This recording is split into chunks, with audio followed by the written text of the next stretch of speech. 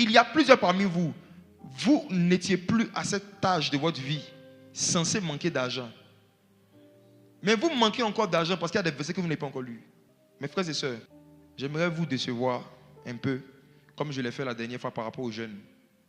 J'ai apporté dans le corps de Christ une sainte déception sur la définition du jeûne d'Esther.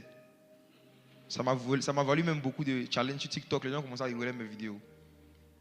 Mais personne ne peut contredire parce que c'est écrit, ce n'est pas des interprétations personnelles. Ça, c'est le thème d'une conférence que je vais donner cette année. Je vis par les livres, les visions par la méditation. La faculté de grandir dans les visions en méditant les Écritures. Je vis par les livres. Daniel a commencé à méditer et il s'est rendu compte de quelque chose. Il s'est rendu compte que Dieu avait donné une promesse. Normalement, la captivité du peuple devait durer 70 ans. Et d'après ce qu'il avait lu en méditant dans Jérémie, logiquement, les enfants d'Israël ne devaient plus être en captivité. Mais ils étaient toujours en captivité. Des gens étaient esclaves, en train de souffrir encore la violence, la galère, la misère, en pensant que c'était le brisement de Dieu. Or, ce n'était pas le brisement de Dieu. C'est juste parce qu'ils ne savaient pas qu'ils avaient le droit d'être libres. C'est un seul homme qui a découvert que le peuple avait maintenant le droit de sortir de la captivité. Comment il a découvert? En méditant.